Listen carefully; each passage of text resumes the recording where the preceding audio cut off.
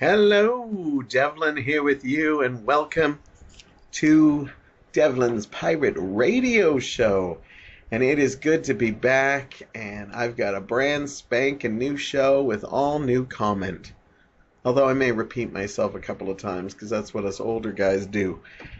But that doesn't make it a repeat, that just makes it genuine. Anyhow, thanks for tuning in today. Some of you will be happy to know this is a new one. Last week was my first best of, or some would call it the repeat show. But whatever you have to say about it, good or bad, I'm kind of glad I did take a little bit of a break because it rejuvenated me, because it got me thinking of a whole bunch of things I want to talk about. And not just in this episode, but I could probably do like 2-3 episodes in a row right now just because I got so much going on in my brain. But we are going to concentrate on this episode. It is just after Labor Day, and that means all the kids are already back in school. And for me, as I've said in the past, this is my start of the year. No matter how old I get, right after Labor Day is like the start of the year. It's just how I was programmed, you know. This is where it all begins. I always feel fall is the time to be fresh. I know people say it's spring or the beginning of the year, January 1st, but for me, that never feels right. This feels right. And right now I feel like that. Like I'm ready to take on the world again. I've got a new energy. In fact, the last couple weeks, I have to say, have been absolutely phenomenal. I had a little blue period in middle of August. But since that time, I don't know what it is. I don't want to jinx myself, because usually by the time I finish talking about it, next week oh God, I'm back to being horrible again. But right now, I've had a nice good run of it, and I hope it stays. Because I'm not just talking about I'm feeling back to my old level.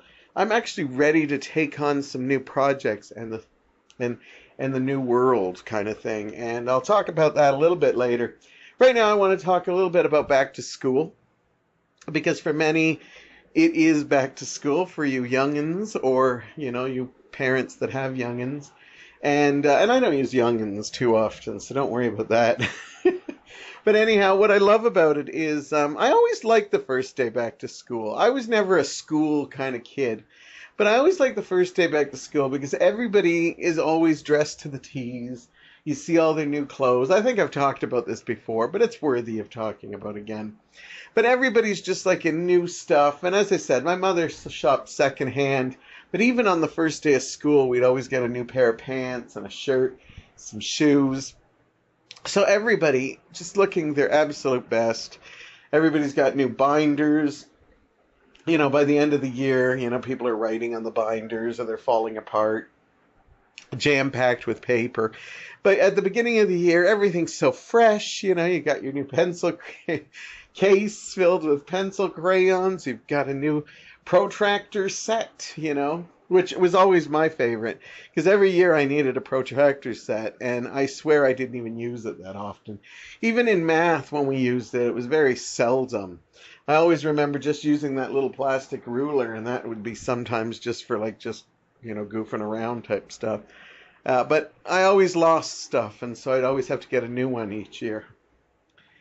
And I didn't go into the bigger maths later on in the year. I was just happy to pass the regular maths.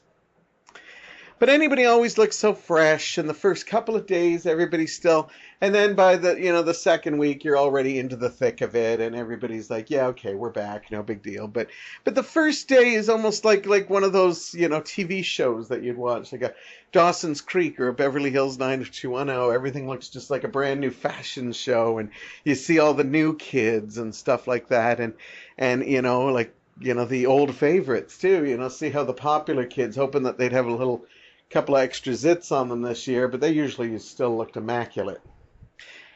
I know that's horrible to say, but I won't lie. You know, sometimes I'd go to school thinking, oh, geez, I hope that person, you know, maybe they're less, you know, a little less good looking this year because they get everything, and then I come and they're just looking as glamorous. It wasn't later on in life that I noticed that a lot of those cool kids and the popular jocks and stuff, a lot of them actually peaked in high school. Not all of them.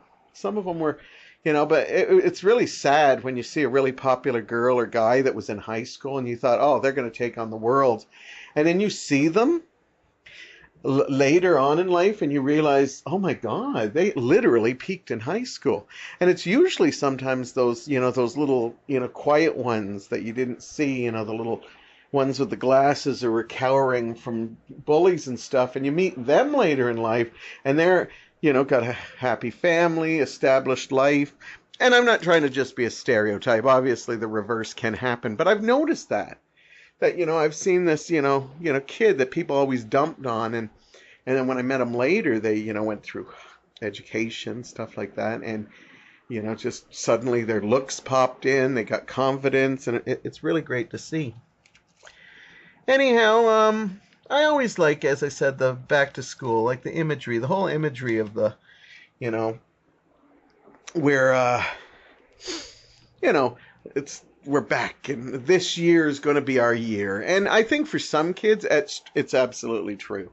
I think some kids, basically, this is the year I'm going to really concentrate on work. I'm going to really, do all my homework. I'm going to do that. And every year I had that same promise to myself. And I'll be honest, every year I kind of faltered because I really did not like school. I always tell people to stay in school, but if they want me to be absolutely honest, I sometimes can't always suggest that. And I think sometimes when I talk to young people, I think they respect that. Because I think some adults just automatically have, what they were taught, and then they almost like pull out a script and say, well, get your education and stuff. And I'm going to talk a little bit more about the things we teach kids nowadays. I'm going to go and talk about that, even though it's not going to make a lot of people happy. But we'll do that in a later segment on this show. But anyhow, I've never advocated that. I've always said that there's a lot of life to be learned out there. Like, we live in a world where there are ways you can learn multiple things out in the world. Yes, school is a big part of it. And if you got the grades and the ambition and the, drive, I totally think you should go to school, go to as much school as you can, follow your dreams.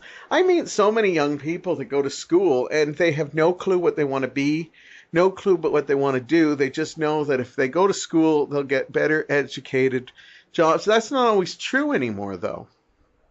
There's a lot of people I know that spent a lot of time in school, got, degrees, got diplomas, and still, working, in smaller jobs that doesn't have anything to do with their things. So I always tell people, honestly, if you got the drive, if you got the money, if you got everything to go to school, then by all means, go to school. But the problem is that we live in a world where you can learn anything. You can go to a trade school. You can learn trades, and, but you can learn stuff from like on the job training. You can get a job and learn more and more stuff. I've met people who haven't seen a lick of school after high school. I know people who didn't go to high school or dropped out of high school that got really great jobs in factories and stuff and still managed to pick up all these trades and stuff along the way and do very well for themselves. Traveling, getting to know people, meeting people, getting new ideas that could lead you. Some people just jump into school right away and just think, oh, well, I'm taking this because it's practical. I can use this. There's nothing wrong with that. As I said, financially, if you have the money, go for it. But if you don't have the money and you're just racking up student debts, I say go out there, travel, meet people, and they might lead you on or turn you on to something that you didn't even think.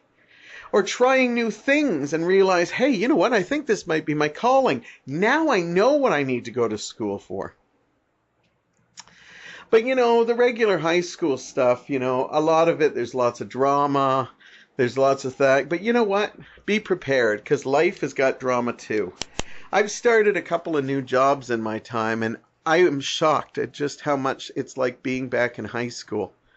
And we're talking now playing with people from the ages of in their 20s to in their 60s, and it's still like high school. There's cliques, there's drama, there's, good and bad authorities, just like school. So pay a lot of attention in school because you're going to have to deal with this every day of your life. They just don't call it school. And you know what? At least in school, we have the excuse that we were kids. In adult life, it's just kind of sad when you see people walking around still acting like they're in school. And, the fact that we still have to deal with this at the ages we are. But you know what? There's still something to be said for when you see kids going off to school and notebooks in hands or their big backpacks that, make them, give them back problems way too early. I'm so glad I went to school and we were still using gym bags.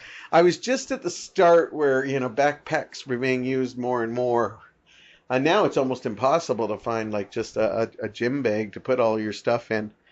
But back then we had the alternative, and I'm glad I never did backpacks because my back isn't 100%, but, when I see these kids nowadays and, they just complain about everything, it's like, wait a minute, you're in your teens and you have back problems, you have like, you assume back in the day, and I'm not speaking, obviously there's cases of each and almost, but I remember younger people were always more fit. And now I don't see that anymore. In fact, I think young people are less healthy than older people. Yeah, the older people maybe limp a little bit in the mornings and maybe have their different, hurts here and there. But it's kind of sad when I see like somebody who's like 17 and complaining about back problems, or I can't lift something because of that. I don't know how it's happening. And we see that we force healthy eating on them. And quite frankly, it's funny to me and I have to laugh because it kind of makes me cry sort of way. Because, we teach so much about how, they got to be healthy, they got to eat healthy, which is all great. And that's great. But how come these kids are not being healthy? They're sick all the time. They have hardly any energy. Like, I ate crap. We had Kool-Aid at home. I drank that more than water. I didn't get enough exercise. I'd run around in the yard. I'd run around in the street. But, I was still a chunky, husky kid. Yet I still could lift things. I wasn't sick as much as I see these kids now. If I had the flu, I could like get rid of it like almost instantly. Some of these kids nowadays, they carry the flu all over the place. We'd have kids sick at school and it would go around the school, but it would also be gone soon. And now it's like, you practically, it's like you think you're dealing with like one of those, chicken pox or the flu or some, disease that holds on forever because it's in the thing so much. You'd think that all this healthy living that we've been promoting to our kids, why are they still getting sick? I actually freak when I'm around kids too much because to me, as much as they're cute, there's moments I say, God, those kids, they're so cute and sweet. And then other times I look at them and I say, oh my God, they're just covered in disease. It's just because they pick it up. Maybe I'm just one of those old men going on about it, but I honestly don't remember us kids being that sick. I remember we'd, help out when we needed to. Yeah, we were assholes too. Don't get us wrong. In no way am I trying to say we were better than the kids of today. All I'm saying is that since we force them, like you can't have gluten this, you can't have peanuts, you can't have this. Some schools, there's some fruits that you can't even have anymore. And to me, it's just like, why are these kids not healthy? Because, am I the only one missing it? Because, as I said, I ate junk food. I ate lots of processed food. My aches and pains do happen, but they happen later on in life. And if these kids are like so weak in that now, what are they going to be like when they hit 30, 40, when the real pain starts coming in, when they start getting a little bit of a paunch in front of them? Good Lord, they barely want to do anything now. You think that that's going to help? Anyhow, I'm going to talk a lot about that stuff about in time, but apparently I'm still ready to go, raring to go. But the first day back of school, always the start of a new year for me. I look forward to the adventures, and just like a kid, like waiting to go into school. Because to me, the first day of school, I'd always be so excited because I didn't know if I'd meet a new friend, or if I'd finally just something would click and I'd really love being in school, or something. You know, I didn't know. That's how I feel like now. And now when a fall season comes, I'm always like, oh, am I going to make a new friend? Am I going to stumble in something that I'm going to absolutely start loving again? You know, it's like it's the door to a new possibility, and we should feel that every day of our lives. But, you know, I don't. Every once in a while, I come across something at any time of the year and say, hey, this just might be something new or something fresh or something that could lead me on to some stuff that I really want to do. But the fall always brings that hope and anticipation. And even though I may have said a couple of negative things, and I'm going to go in that direction a little bit more in an upcoming segment this episode about what are we teaching our kids, and I'm fearful of the future, because I think they're getting mixed signals. But right now I'm going to think of that optimism. And I don't see a lot of that in the new kids, too. Don't get me wrong. Sometimes I see kids and there's lots of optimism, imagination, and that makes me hopeful. But most of the time I see a lot of anxiety and a lot of, I don't know what the future holds. And, you know, I'm confused about things because of the way they're teaching it. But the optimism, it's those moments that we need to grab and hold on to. And that's what I've got right now. I'm looking forward to bringing you a whole pile of new episodes of my podcast. I'm loving Mondo Nostalgia, and I'm looking forward to what's going to be next. I can't wait to see what's next. And it could just be any day now till something snaps in my head and says, that's my next path. So anyhow, hopefully you feel that optimism now. If you're parents, you're probably just happy to kick up your feet for a little bit with the kids back to school. But whatever the case is, look for those more optimistic moments, those back to school moments where everything in the world looks fresh. Because I know you turn on the computer and you just see so much darkness and that. It's hard to find sometimes, but it's out there. You just really need to look. Whether it's a sunrise or just a absolute, you know, an opportunity. Cherish those moments. They don't come as much when you get older, but they're still out there. You just got to go out, find them, and realize what they are when they're standing right in front of you. All right, I'm going to leave it on a positive note because I have a feeling I'll go back and forth if I don't. I'm actually going to take a look at a couple of TV shows I've been watching a lot lately, and then I'm going to talk more about education because it's kind of back to school, and what a perfect time to be talking about this kind of stuff. But first we're going to go to Chicago when I come back. Hello, I'm back, and I've been joking a lot to people lately that I'm thinking about moving to Chicago. You know, my improv friends are probably like, yeah, Chicago, improv, capital of the world. But that's not the real reason I would consider going to Chicago. The reason I joke is because I've been starting to watch a couple of the Chicago shows lately, as in Chicago Fire and Chicago PD. And in my own shallow way, the sheer hotness of Chicago men and women on that show make me want to go to Chicago. You know, just a city where hunky cops and sexy firemen and, you know, paramedics, you know, are saving my life every day.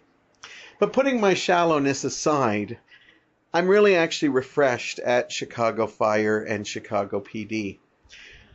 First of all, when Chicago Fire debuted, I actually watched the first episode, and I thought, besides the obviously good-looking people, I thought it was a little cliched, and I didn't really continue watching it. This is a couple of years back. But then I decided to give it a chance, and the reason I did was because I thought Chicago Fire was pretty refreshing due to the fact that nowadays every show seems to have like, some kind of twist or something different about it. Like, Dexter's about a serial killer. Sons of Anarchy is motorcycle gangs. Game of Thrones is like medieval stuff where everybody dies. Breaking Bad's about, being a drug lord, and so on and so on. Everybody has their niche. And there's nothing wrong with that. They're fun to watch. I watch many of those shows myself. But the truth of the matter is it's refreshing that, NBC decided, what the hell, let's try an old-fashioned fire, station show. And, there had been a couple around. I think Emergency in the 70s was probably the biggest.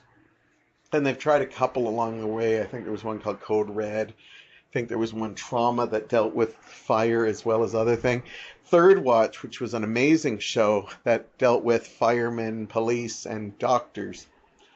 But anyhow, they decided to try this, and Chicago Fire was born. And I decided, although the first episode didn't really win me over, I decided to give it a shot, and I bought one of the DVDs at a really good price, and I got to binge watch season 1 and became absolutely in love with this show. Number one, because it's such a positive show about firemen, but they also don't portray them just as saints. These people make mistakes. These people have problems. And it's just awesome to see a show like that. Not to mention a wonderful cast, Jesse Spencer, Taylor Kinney, just so many incredible people. And when I watched the show, I'll be honest, I'll be shallow. I watched it because I actually really like Taylor Kinney, the former boyfriend of Lady Gaga. I think they're still broken up. But I always was attracted to him, and to see him weekly was, on every episode was good. But as I watched it, even some of the older Fire thing and the women, you get wrapped up in the characters and you just find the sexiness in all them too. And you start seeing them as real people. They're not just, they're hot. You're actually concerned for them. And I loved seeing the lives, whether they're dealing with these over-the-top fire situations or when they're dealing with personal problems, like just innocent personal problems. I really loved the show, and I promoted it to a lot of people, and I liked seeing that the ratings were pretty good for it, because it means that people still want those traditional shows and not just the ones that are like in your face or, we got a gimmick kind of thing. Well, Chicago Fire did so well that they actually had a crossover episode, which wasn't really a crossover episode, but they brought this detective on, and he basically really made life hell for one of the firemen. And it was weird that they decided, let's spin off a second show, but this time dealing with Chicago police in the form of Chicago PD. I always have to stop because I always say Chicago PhD, and then Mike's like, it's not Chicago PhD. That would be about like universities or something. So anyhow, they did an episode, and oddly, they chose to, an actor named Jason Begg played a character named Hank Voight, who actually just kind of terrorized this one main character on Chicago Fire. They kind of explained why, and I won't go into spoilers if you ever watch it, but I decided, I'm sticking with firemen. I'm not a big fan of, I've seen so many cop shows in my life, I don't want to go down that road again. But anyhow, I did, and one day I watched another crossover episode, and yes, I'm the first one to admit I'm shallow. There was an actor on it that I found out was a regular in Chicago PD. His name was Jesse Lee Sofer, and I really liked him to the point that I decided I'm going to watch it. Now, that wasn't my only selling point. In my defense, I am a big fan of Sophia Bush, who used to be on One Tree Hill, who played the self-centered Brooke. And I wanted to see her as well. And I have to say, when I started watching Chicago PD, I absolutely was loved her character due to the fact that she is so different from the character she played on One Tree Hill. So suddenly, I'm now watching Chicago Fire and Chicago PD. But the thing that I find really funny is I think I'm a bigger fan of Chicago PD, even though I was like avoiding this like the plague because I'm tired of cop shows and stuff. Again, they have got hot guys and hot girls in this thing, but it's the lives that intrigue me. And, you know, because Hank Voight is not your perfect character, he has flaws. He's got a good side and a bad side, and I love that. It's just, it's hard not to watch this show. In fact, I recommend it to many. I can't believe how much I am in love with these Chicago dramas. Now, recently, last year, because of the success of both shows, they spun off a third show, and it's called Chicago Med.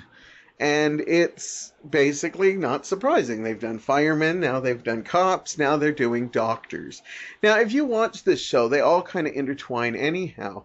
But they brought on another character and tried to spin off the Med show. Now, I am not sold on the Med show yet, which in my shallow terms says I haven't seen anyone really hot to start watching that.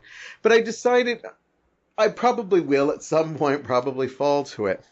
This fall, a fourth show is coming out now, and I'm just so happy that Chicago Fire, which I first started watching and didn't think there was much hope for, is now suddenly spun off 3 shows, and all the ratings for the shows, well, 3 of them have done great. The 4th one I don't believe has begun yet, but being it's September, it should be any day now.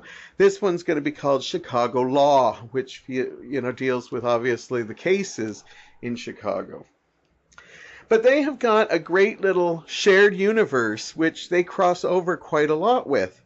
Now, if that doesn't tempt you at all, if you're a big Law and Order fan, a couple of times they've crossed over with Law and Order because it was an NBC show.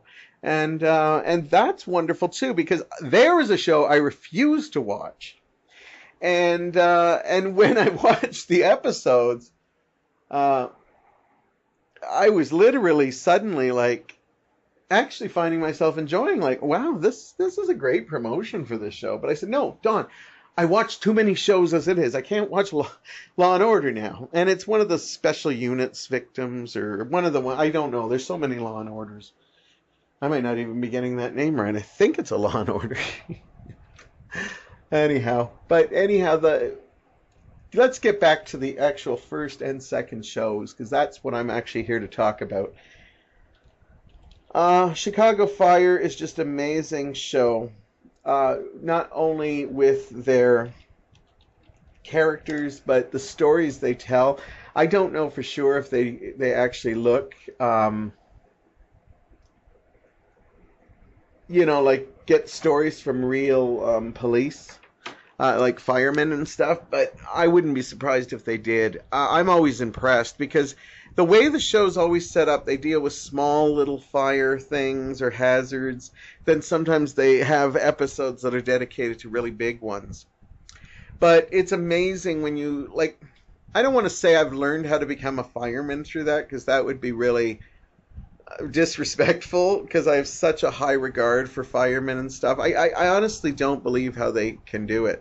I probably had an obsession on firemen since I saw the movie Backdraft, a Ron Howard movie that if you've never seen, you should. It's just really well done. But anyhow, that was the show that kind of got me into it. And so when I got into Chicago Fire, as I said, I wasn't really surprised. Not to mention you're throwing some hunky guys there. That keeps my interest. But these shows are so well written, and they're really character driven, and that's something I love. Because sometimes if you get a storyline that doesn't work, if you have characters still, they can take bad stories and make them good. The good thing about Chicago Fire is that they write incredible scripts. And as I said, they throw in a lot of lighthearted stuff too, because in real life, it's not all just heavy drama. There's been a couple of times on Chicago Fire I've literally been on the edge of my seat.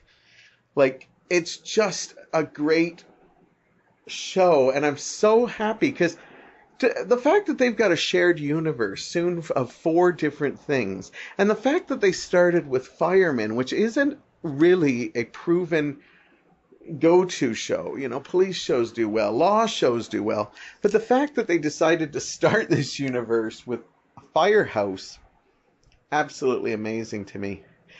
But as I said, I'm not saying, but I have learned so much about, you know, how firemen think, the struggles they go through. This isn't all just about the glamour. They have ones that are deal with, you know, the honor.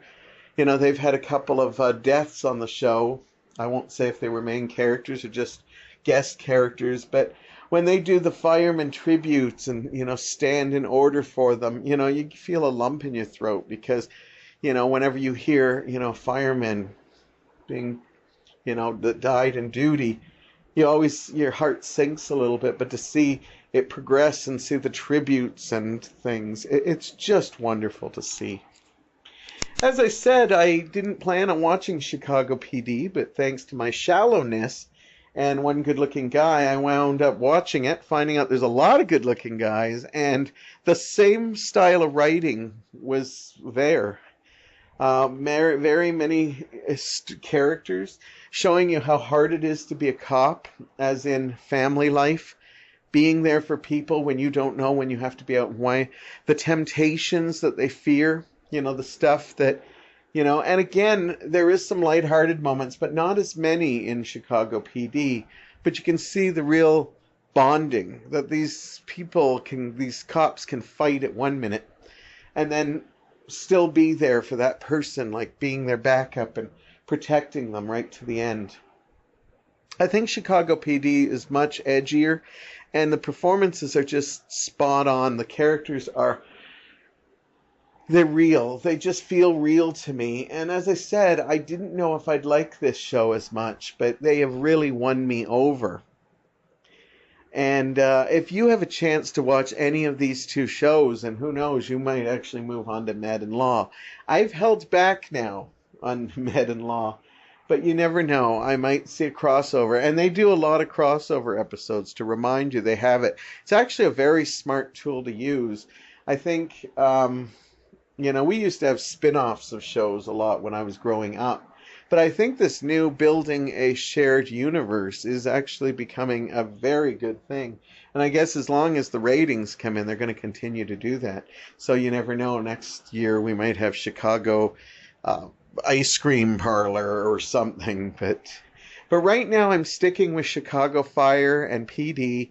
I think they're wonderful shows. I highly recommend them. And especially if you're currently watching a lot of shows that have like angles to them. This might, you know, some of you might be like, oh, just hearing about it bores me. You know, I strongly wish you'd give it a try because this is solid drama. In fact, you know, this is the kind of stuff that we always dream of a show. And then, you know, and then it comes on and most of us are like, I'm not doing. Even I thought this does not look like something that interests me in every way. And the storylines, they're not afraid to deal with storylines that make the characters look bad. Like some of the characters on Fire, Chicago Fire, and Chicago PD, some of them have gone through stories that are not exactly, you know, glamorous stories, but they need to be told, you know, whether it's, you know, drug use or, you know, basically, you know, doing something against their will, but they feel they have no choice in the matter, or, you know, fighting a injury that they know damn well they shouldn't be using, but don't want to lose their job. They go really into the depths of that. And as I said, if you're worried about action, don't. There's action sequences on every single one, so you get drama, you get characters, and you get some wonderful set pieces. Some of the things they do, I sometimes on Chicago Fire, they're doing stuff and I'm like, oh yeah, the police would be the firemen would do that kind of stuff, because it's also about rescue and stuff like that. But some of the ideas they come up with, I'm just like, oh, that's twisted. That's really twisted. And again, the same with Chicago PD, because they're detectives, so they deal with everything from like drugs and extortion and kidnappings and prostitution and they still have a couple of beat cops that work with them that are fun to see. And because they are just as helpful, and sometimes they get into the line of fire, and it's wonderful. Like, to me, they're really great shows. I'd love to see what real firemen. I've always seen, a couple firemen say that they actually think the show is really good. But I would love to sit down with firemen or police and say, what, is this real? Is this true? Like, I know for the most part you have to play it up to be more entertaining. But it blows me away because their lives are just so, every minute there's something that could happen. It's hard to believe that they have to actually exaggerate more to that. But I know, firemen may deal and cops may deal with a lot of things, but they don't necessarily have to deal with it in everyday situations. It might be something that happens every couple months, maybe every couple years, but that's what I mean when they have to exaggerate a lot of the situations, because the same firehouse has to deal with all of these all the time. Anyhow, definitely check it out. You're looking for a new show this fall. There's two that you can check out. You can watch Chicago PD without seeing Chicago Fire. I'm sure you can watch Chicago Med or Chicago Law without checking out any of the other ones. So if you want to pick your favorite, resource, whether it's, firemen, policemen, medical, whatever you want, you can. I just think it's a lot richer to start from the beginning. But if you buy the DVDs, the other thing that's absolutely great is they always put, when they do a crossover episode, they usually do an episode on the actual show, and then the episode follows or starts on the show where the story did. And they always put that on the DVD. So if you're watching Chicago PD, and then all of a sudden you put in the disc, and suddenly Chicago Fire's starting, and you're like, what the hell is this? You're like, oh, this is going to lead into somehow becoming a Chicago PD story in the next episode. So they actually put the episode you need to see, which is great. I wish comic books did that, because sometimes you read comic books and it's like, continued in Spider-Man 63, and then you have to go run out and buy those comics, where at least in this, when you buy the DVDs, they give you the episode that you need to be updated on the story, even though, and it's a nice way to tempt you into saying, maybe I'd like this other show. Or for me, it's like, boy, that guy's hot. Maybe I'd like this other show. Anyhow, I'm going to leave it there. So definitely check it out if you're looking for something new. Chicago PD has been on for several years now, maybe about 4. And Chicago Fire has been on for 4 years. And Chicago PD has been on for 3. Chicago Med's just starting its 2nd. And any day now, Chicago Law is going to hit. And look out for Chicago Ice Cream Parlor. I think that's going to be really big too. Anyhow, I'm going to be back to talk about more lessons and what are we really teaching our kids. Yeah, if you're a parent that gets insulted easy by hearing from somebody who doesn't have kids that's going to tell you what I see, you might want to stop this episode a little early today. But if not, join me after this break. I am back with you and enjoying this episode, and it's very off cuff today. Not that I didn't have a plan. I just feel like I'm just having a random chat here. I'm going to stay on the school and learning topics, or as I'm going to call this, teach your children well. And first of all, I want to start this segment by saying in no ways am I saying that I think parenting is easy. Quite the opposite. I think it's one of the hardest jobs out there. Just because a lot of times there's no right or wrong answers, even though some people might tell you there's a right way to do things and a wrong way. I agree, there's a lot of, ways that are more positive, but it's hard. I see it's hard. I have a lot of friends who are parents, and They make it look easy when they post their pics on Facebook, but when I talk to them alone, they, they tell me the truths, the difficulties and stuff like that. No, in no way am I sharing those stories or anything. I just know it's hard. And in no way am I also saying that I have all the answers. All this is this segment is about me saying what I see. And again, in no way is this me saying that this is every case scenario. So if I mention things I see in the young today, there's always people who aren't acting that way. This is just what I see from the moral majority. And again, there are exceptions to every rule. So yeah, this isn't me. Anybody who knows me, I'm not the kind of guy that just says, this is what it is and this is what I believe. I know there are lots of cases that would support me otherwise and against me otherwise, but this is just what I see. And the inspiration for this is, a lot of it comes from this past summer. I once again had the luck to spend some time with my nephew. He came down and we had lots of talks, and not necessarily about these subjects, but things I saw in him as I've seen him grow up. And I also had a wonderful chance to talk with my niece and got to see some of her stuff she's dealing with now in the world.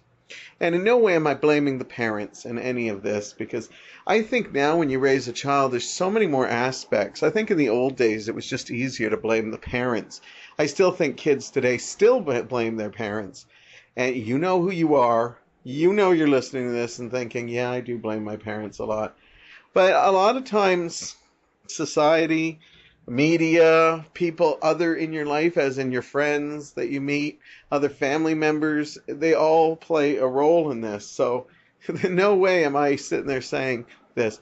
But this is some of the things that I got from those conversations, and I just want to talk about, because I really worry about some of the things we're teaching our kids. One of the first things that I'm really surprised at, that we've got to a place like this, is the sheer times I've actually heard parents say, maybe they see somebody working, as a garbage man or in a factory or in a fast food place, or even where I work in a, like a store doing retail. And I'll hear the parents say, see, stay in school and you won't have to do that. And this is more common than not. And this really bothers me in so many levels, because I remember when I was a kid, I remember my friends would take me to his dad's factory, or I had a father who worked at a gravel pit, and he'd drive a truck and sometimes a crane, and I was always mesmerized by it. To be honest with you, even when I went to a restaurant, I was always mesmerized by the people cooking and the people serving, the fact that they sometimes had to carry several trays and stuff like that. And I was always mesmerized by their work. Even as a little kid, seeing people who push all the carts up in grocery stores and have to surround them now. Now I actually see kids actually looking down and having a disrespect for those people. Thinking, oh, look, they're losers. They didn't go to school.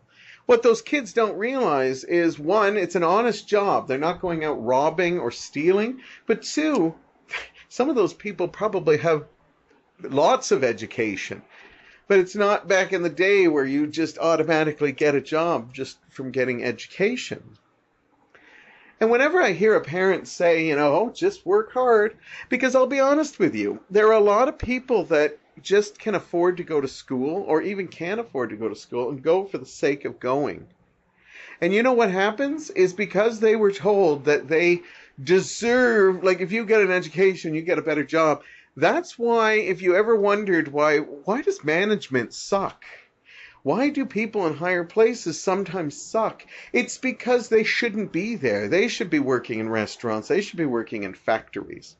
And we shouldn't be snobbily doing them, but just because they could afford to get a degree, we're stuck with people who aren't really ready or ever will be ready to make those managerial decisions. I've seen people who've never gone to school who have been better managers than people who have every degree under the sun. And that's all they hold, but they don't know the first thing about, what they're doing. So I think that's just not cool to just teach kids, hey, if you want to be better than that, teach them that it's cool to make stuff with your hands. Teach them that an honest living is a good thing. I know some mothers that have worked in crappy, crappy factory jobs or crappy, crappy retail jobs, but they have put food on the table, they put clothes on them, and got their kids through school. And the fact that we now have a generation that looks down on that makes me sad. Sure, kids are obsessed with trucks at a young age. They're obsessed with that kind of stuff. But when they get a little older, suddenly you have to be the person that manage those people that run the trucks. Why not want to be a bus driver? Why not be thing? It takes a lot to learn those skills. It's not a case. I've seen people who've worked in big factory jobs and they've actually said, well, it doesn't matter. I could always go get a job at Tim Hortons or something if things really didn't work out. And I think to myself, no, they're not just going to hire you because you're putting down that you think that Tim Hortons will just hire anyone. Okay, sometimes if you have a bad day and you have a person who's not serving you well, you think they will. But honestly, they turn people away too. So don't disrespect that the other way around by saying, well, I can always get a job in retail or something, because of the fact that it doesn't always work that way. So anyhow, I think that's a big one that we should just remind kids. Not to mention, if you have a kid that isn't quite as smart, why constantly lie to them and say, you can go to school and make this all better, when there's nothing bad about, being a farmer or being a welder or driving a taxi or something. Yeah, some people may look down upon it, but I think an honest living is an honest living.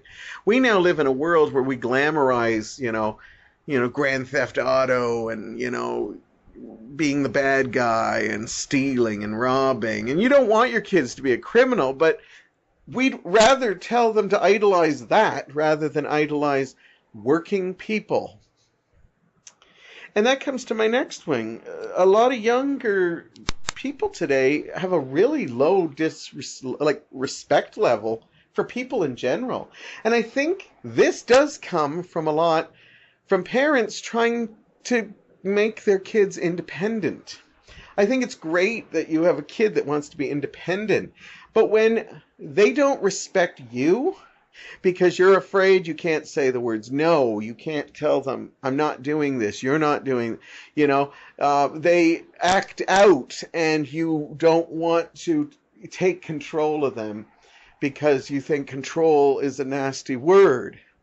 Well, when your kids grow up and treat older people or any people, I don't care if it's younger, they don't have any respect for anyone. And trust me, this happens. Working at Value Village, I see this all the time where, 8-year-olds are basically just sent in the store and, okay, go do what you want. And they literally, knock things down, push people around, leave things in the aisle for other people to trip on. When somebody says something to them, they look at them like, who the fuck do you think you are? And then just leave. And then when I see them with their parents, the parents are telling them not to do that and they don't listen to them. Well, if they're not going to listen to you, how are they going to? How does that translate when they're older? There is literally a generation that does not give a fuck about anyone except themselves or their friends. And this has got to stop because I agree. I don't like the term, you need to respect everyone. I like the term respect needs to be earned. And I agree with that. But these kids aren't going to get respect if they don't at least attempt it themselves. I know this is not an easy thing to do. Sometimes you just have kids that just do this. But if they do not listen to you, how do you expect them not to listen to others? And again, I'm not saying that all kids are bad. In fact, not at all. I've seen some of the most wonderful kids and generous and, caring about people. But I see less empathy in these kids nowadays because they just feel that, well, that's okay. I get away with this at home. I can get away with it at people's houses, in public places. I don't have to treat people better, even if they're attempting to treat things better for me. Another thing is that they are basically feel they're entitled. I've worked at a couple jobs where, I see young people, and every once in a while I see a young person who really works hard and, proves their, worth. And majority of time I see young people that come in, expect to get the paycheck without doing anything. In fact, they'll do the bare minimum and they're happy about that. They don't care because they know this isn't a place they're going to be. This is not a place. They have no respect for their job because they're going to be moving on. They're not going to be stuck here. They're going to go to school and eventually get a higher paying job. So why do they have to care now? And this sadly is becoming a big thing. I see people who do the bare minimum at work, and then within 3 months a management job comes up and they just assume they should get it without showing any desire to do their little job. Now suddenly they want to go in management, and sadly sometimes they get it. And they're just even more of a nightmare in there because, again, they really don't know what to do. So they just think their job is just, I'll get that person to do it, that person to do it, that person to do it. And then they wonder why they fuck up their jobs a lot. Now, a lot of people get away with this. I've met many managers that can get away with doing the bare minimum, and that doesn't make them good managers. And suddenly the, higher ups wonder, how come we're losing so many people? Well, maybe it's because you're hiring managers that were entitled all the way, you hear stories all the time about kids growing up that don't offer any kind of respect to people but expect it back to them. So once somebody gives them trouble or somebody yells at them or something, which happens in the real world, they suddenly don't know how to deal with it. Now, anxiety has been around probably for a long time. It's just we didn't always diagnose it. And, you can't teach this or not, but I think anxiety is becoming more and more. When I talk to my niece and nephews, neither of them, I think, suffer from anxiety, or at least we didn't talk about it. But they talk about where they feel they should be. And it shocks me, because I remember when I got out of school, everybody was dealing with the same things. Should I go to university? I'd love to get a car. I need to get a job. But now, even before they're out of high school, they're already looking for relationships. They're already looking to own a house. They're already looking for the future, like how many kids they should have, how they want a thing. And it's great to have those dreams. But at the same time, you're still young. You should still be out having some adventures, having some fun. The fact that they put so much effort on they have to do this. I've seen kids that work 3 jobs and, don't do any of those jobs any good, or some actually kick ass at every job they do, but they're all striving for something. And then, as soon as another job opens, because it's all about money, money, money. And yes, we have created a world that is all about money. But the fact that these anxieties continue to grow, to me, that's red lights. That's flags waving. We need to solve this. We need to, and we don't just need a conversation about it. You don't just say, I'm diagnosed with anxiety problems, and then that's it. We need to find a way to soothe that. And I don't think the way we're going is.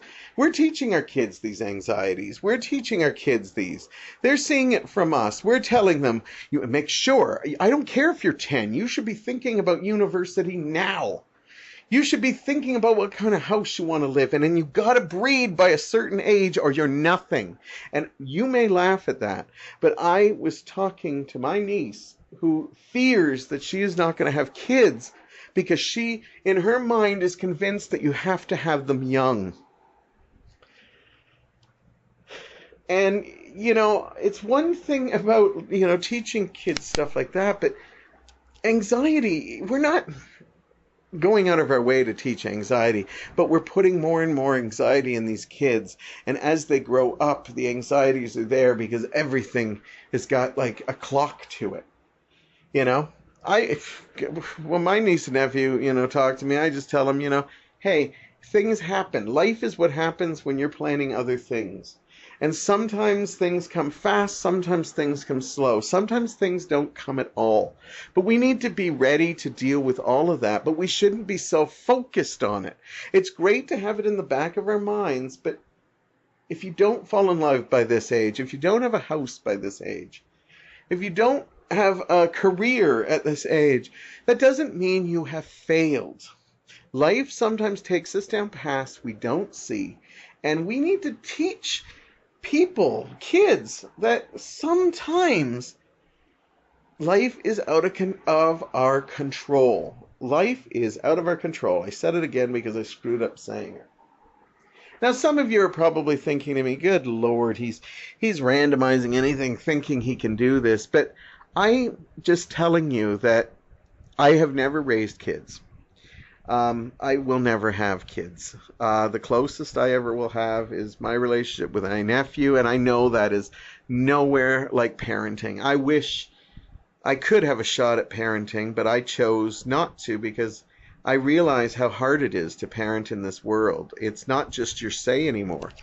I think it's not just, as I said, there's so much that it's not just parents. You can't just blame parents now. There's social, society, there's media, there's, the constant gratification they have, the fact that every 5 minutes they're looking into the phone. I hear the conversations they have, and I'm shocked at what young people talk about. I think it's endearing when they talk about video games and stuff, but when they're talking about just getting drunk for the sake of getting drunk, that saddens me. I don't hear about passion anymore. I just hear about hookups or Netflix and chill. I don't hear about, dating anymore. I just hear about, getting together and, having a one-off. And if it works, we just keep going to the next one. If this is what the generation looks like now, the first real generation that was born without ever knowing the internet was around, what are the future generations going to look like? I'm kind of glad in a couple of decades I won't be around to see it because I worry about it. And don't get me wrong, when I see a bright spot in it, I promote it like anything. When I see young people that are like friends on my Facebook that I met through work or Staircase or what, and I see them doing something positive, like putting on a show or just, going to university and doing well, or just even, seeing them, on vacation in a canoe or something, I make sure to praise that because they're doing what they want to do. And I don't think they get enough of that too. I think the praise they get is all false. And that's probably the biggest thing. I think if I have to break it down, I just wish that we taught more about love and empathy a bit more. I think we get down to the basics of love and we worry about teaching them about sex education, but actual love. Being able to hug somebody doesn't have to mean that you absolutely 100% love them. It just means that there's somebody you cherish. It doesn't have to be a sexual act. We don't teach love and we don't teach empathy. When we do teach empathy, like you got to help the poor people, you got to help the less fortunate, we don't do it in a way of imagine if you were there. We do it in a way of saying we're better than them and we have to help them. I remember when I helped out at a donation place and we were getting donations in for food. And I remember this one young girl constantly was looking at the food going, oh, I wouldn't eat that. I wouldn't eat that. And I let it go for a long time. And then I took her aside and said, you know what? You should be thankful that you don't have to eat this food. But you should also have a degree of respect that unfortunately some people have to use this service. And yes, you might be disgusted by a dented can of, shepherd's pie or something. But you should be thankful that when you go home tonight, you have a full fridge, that your parents make sure that you have food, that you have proper clothes, that you're not going to be in this situation. But you must put yourself in the shoes of the fact that there are a lot of people that do. And so instead of saying, ooh, this is disgusting, think, thank God that I'm not in this place, because it is just as easy to wind up needing that stuff. So instead of thinking you're better than this by being able to put down this, think about what it would be like to be in their shoes and having to come and beg and ask for that tin. Nobody wants to be homeless or alone. So we need to teach love and empathy a little more. I don't think it's high on our roster. I think it's even below spelling and some of the other stuff that they don't teach anymore. I think in general we teach sharing and a kind of love, but we're losing the kind of love that makes our hearts beat. Some are finding it out there. Some are finding it through their parents, which is amazing. Some are finding it through their families, and some are finding it after they leave their families, in their new families of friends.